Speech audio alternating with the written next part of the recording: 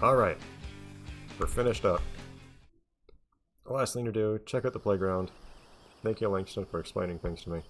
And after that, we will, ooh, new sounds. And after that, we will take a look at the credits as is tradition on this channel. And give some final thoughts.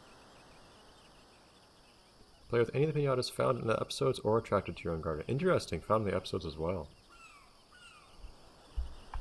Also, people in town are there.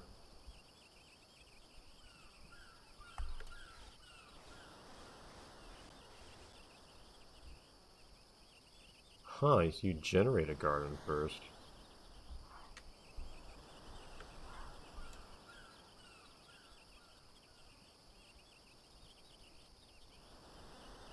That is a strange design.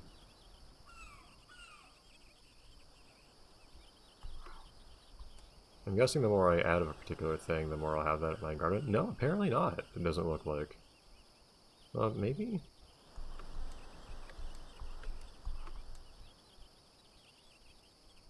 Kinda.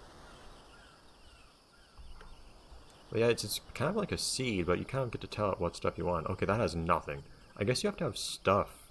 I guess the pathing only gets to be added around things. Also, my god, could we have had something like this? Just the backdrop in Trouble in Paradise? I keep saying how in Trouble in Paradise I really thought and wished there would be different backdrops for your gardens with the whole different biomes thing instead of just, you know, a tiny little place you can just go out to temporarily. Man, I would have loved to see a beach garden, for instance. That would be awesome. I would love to have crabs here and whatnot. That would be really cool. Curious, does it actually change? Yeah, it depends on where you put stuff too. This is very peculiar. Although, I think each thing you put on here, no, it does actually increase the amount of stuff.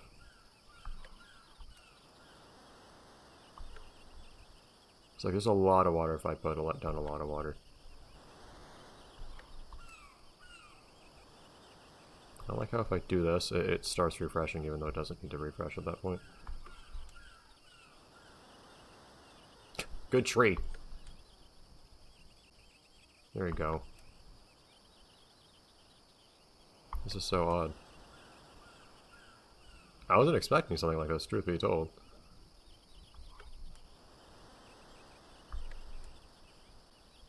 I didn't expect this procedural generation of garden. It's really odd to see.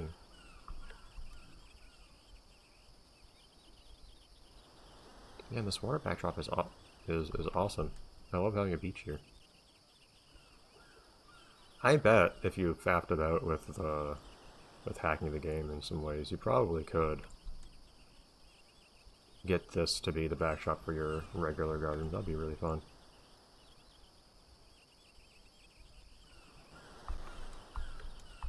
I'm just curious seeing what these look like. Oh, interesting. That's plants in general. That little icon just keeps on spinning as long as you're holding something.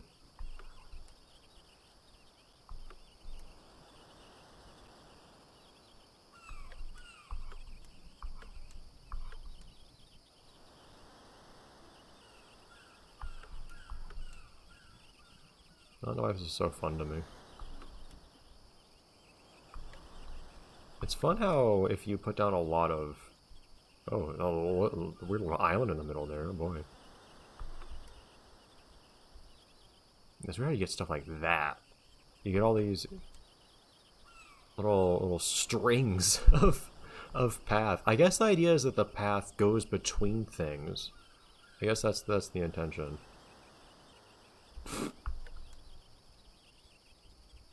But if you only have like two things and all the paths go between the two things, it feels very alien.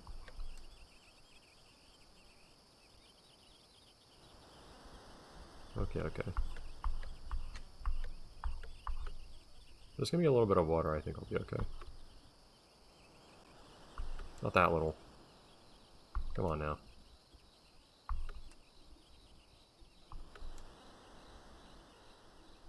It doesn't have to be so conjoined. Yeah, I can live with that, fine. Whoa, okay, cool backdrop, just looking straight at... Oh, what in the world is happening on the top screen here? You would have some kind of cool parallax thing like that in the other garden. Yeah, I would have loved that.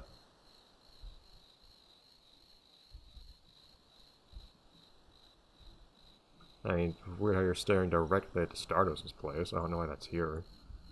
It was already to the east of your other garden. You exist. Hi, I'm aware of that. Also, I can't... Evor doesn't exist. Can I not, like, get a gem tree? Seemingly not. That's... Why? Why would you not let me do that? But yeah, I suppose with the Just for Fun stuff, they're trying to appeal to a bit of a wider audience. Probably younger demographics primarily, but also probably some people who would also just, you know, be more interested in the building a garden aspect then. And all the, you know, stuff with piñatas. You're here, like before, cool. That's there. Oh yeah, there's no... I can't press the right trigger to bring up the... What did the right trigger bring up? Well, there's nothing on the top screen, so I can't swap the top and bottom screens. That's really strange.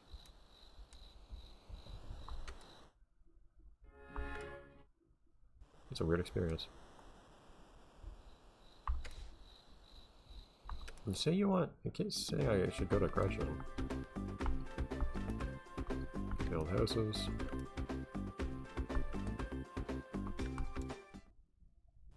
Curious if they get built instantly or something.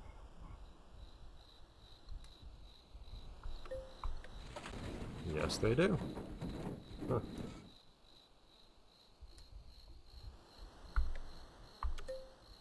Yeah, there's no money for selling. You want to buy something, I guess? Isn't there the produce that should be here? Could be wrong. Okay, well, I've acknowledged your existence. Piñatas. They are all here in a cage. Yeah, I mean, they're here. Sure enough. Let's put them down, I guess.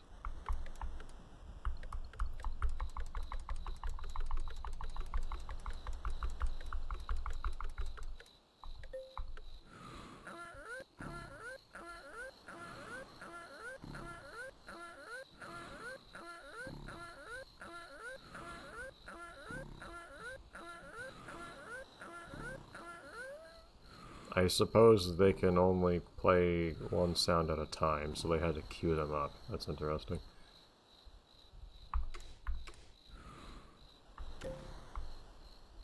Man, I love the dirt being sand here. It's amazing. So it feels kind of uncanny about these guys being on a grid like this. Sleeping like that, all facing the same direction. Anyways. Yeah, man, I like this place. You know, excuse my curiosity here, but,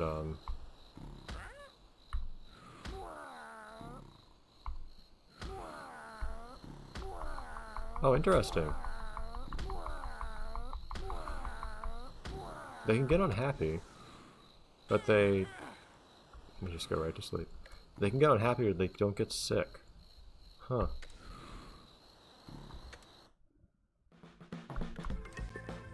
I mean, is there not stuff like... This guy might not listen to me because they're sad.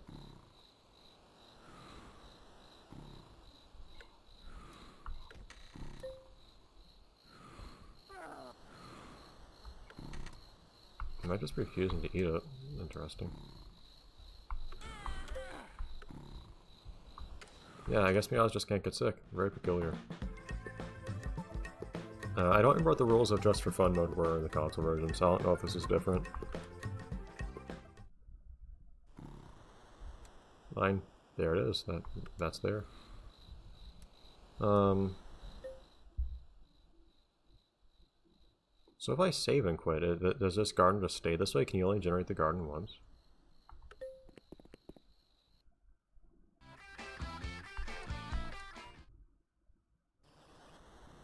Yeah, I guess so.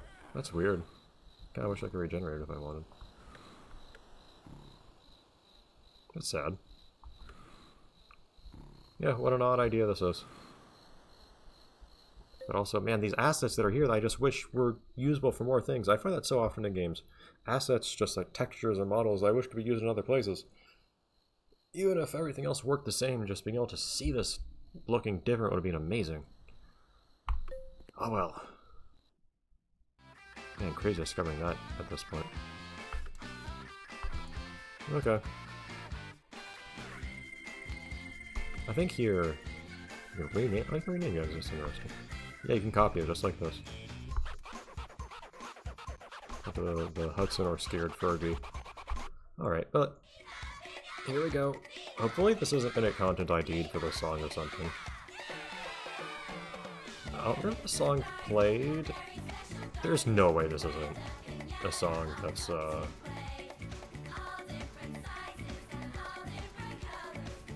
in Content ID.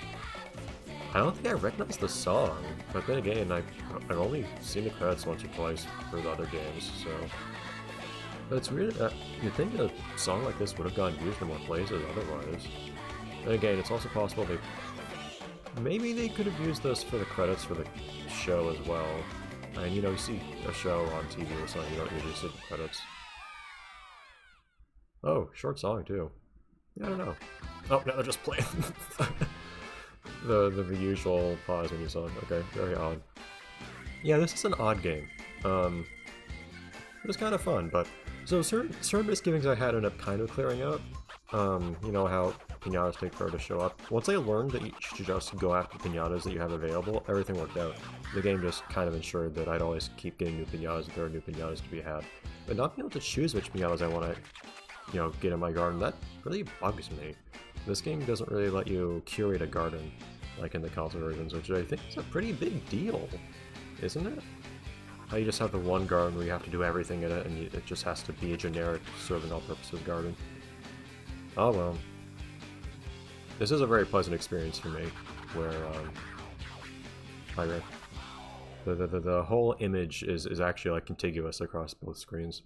I don't have any gap between them. Nice loop, guys. But and the scrolling is contiguous too. Well, that was a darn short credit sequence. I guess you don't have a lot of people working on a DS game like this. But also decisions though in terms of like bringing in the show as well. I guess it's, in a sense it makes sense as a finale insofar as it actually acknowledges like the games and the show simultaneously, which you don't usually see. And all the other games did that. It was either just the game is the game, or you had Party Animals, which was a game based off the show, but not the games. And then we're here, where you actually have some acknowledgement of both, which is interesting. Shame I couldn't actually show off the clips from the show for, you know, reasons I've already explained. But, oh well. It was interesting to see that and get reminded of the existence of that, and it kind of extends off the whole franchise in a way. I still don't know when this game was released compared to the others. I probably should look into that at some point, but oh well at this point. Viva Piñata was an interesting franchise. I do not mind it. I definitely did, of course, you know, 100% the first game on my own time, for one, but never looked into getting any others, I guess. Well, no, I did get Party Animals on my own accord, which didn't impress me, but hey, something. The show was odd, but I remember virtually none of it at this point, so I can't say much more than that. Yeah, I've had thoughts come and go over the course of playing this game, and I don't remember a lot of them at this point because it's been so long. This game works well, I think, as a game to just kind of pick up and put down frequently, which makes perfect sense. Except for the fact that things can take too long to appear if you're trying to curate a thing, but you just have to let go of that. You have to let go of keeping particular piñatas forever and getting to have a say in what your garden's going to be like and so on if you actually want to progress in the game. Which I think really is a big mark against it, considering, you know, the premise of the game. I think the console versions did much better of a job at that.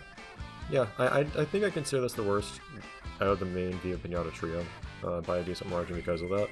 I definitely had more fun with the console versions, but this still was a Viva Piñata experience, undoubtedly. It was fun not needing to look anything up for almost anything except for the jelly thing, which was only to learn that I would have had to play the game more times to actually get to properly 100% the game. Which I do think is a pretty cheap thing to do. Hey! there's not a messed up pixel on the top screen anymore. Actually, no, there might be. I just might not be noticing because it might be blending in with the background. I don't think so. Maybe the DS is being weird about whether there's an extra pixel on the top screen or not. Or the game could, theoretically, but that would be really strange, especially. Who knows? Yeah, other oddities like not having a romance minigame. I don't know why they did that. It's a funny little thing going from knowing the console games really well to going to this game because of how many subtle things are different. Sometimes for good reasons, sometimes not. You can definitely tell it's made by different people. Okay. I guess that's the farewell to Viva Piñata. I said before, I'm not at all surprised this franchise didn't catch on, even though we certainly tried. I like to imagine a world where Viva Piñata did catch on, to see certain things. It would be nice to... Viva Piñata wasn't around long enough to really get a chance to be polished much. You really only had the one sequel and that was it. And they only began to really grow beyond what the original had. It was really an expansion pack sequel to begin with. I would have loved to see things like, hey, what would have happened if we had to keep adding more Viva Piñatas to the roster? What would have happened with things like, would there be different gardens or places you could have and stuff like that? What would they have done? I really wish I could know, but unfortunately it didn't catch on like a series like say The Sims did. I do think it was a little bit the wrong genre for where it was released. It's an Xbox 360 exclusive, at least on console. Of course, there's the DS title as well that we're playing now, but I think this game makes sense for the DS as well, minus my misgivings with this version specifically. But I don't think the 360 was the right console for this kind of genre. In fact, I think this kind of genre probably would be best on the PC anyways, the same way that, say, The Sims was. I think that was really where the market probably was. The 360 being, you know, the console that people bought for Call of Duty and so on was probably a big part of this game not catching on too much. But maybe at the same time they're specifically trying to attract a wider market by doing that, so maybe my logic is backwards. But I've also mentioned the games tend to be too obscure and to have too much mean-spirited humor in the usual Rare fashion that I think was more successful back in Rare's heyday than after the Microsoft acquisition. I think a lot of people probably found that off-putting. I'm mixed on it. I tend to like it. Silly things like the Piñata, whose gimmick is that it's just a lick toad but high, basically. That's kind of funny, I admit. But at the same time, though, that problem where say you have to compartmentalize the Piñatas. They're just there to get eaten. The Piñatas you're supposed to like and take care of. That's the thing I successfully did in the console games, but it's still awkward to have to do. To this day, you see games with that problem. Like I've seen people say of New Gen X recently released. This game appeals to me because I like cats, but this game puts me off because I like cats. Because the whole idea is that the game's filled with very bad things happening to the creatures at the center of it. Of course, Viva Piñata, the idea is that they get broken at the same time. It's treated too much like death. it's very violent in that sense, and not consequences of hunting and so on. You have to protect your Piñatas, etc. Of course, having stakes is good, but at the same time, you have to, let the donut of life, as the game calls it, proceed. That probably got in the way for a lot of people that have otherwise been interested, I think, in this light, fluffy-looking thing. There's the oddity of its inconsistency and its lore and whatnot. How in this version just removed characters entirely. No one was speaking roles, or otherwise, like Leafos is there writing the journal articles, but otherwise not actually a character. I'm forgetting her father's name. Jardinero is there as narration, but only narration in this game. It's an odd idea.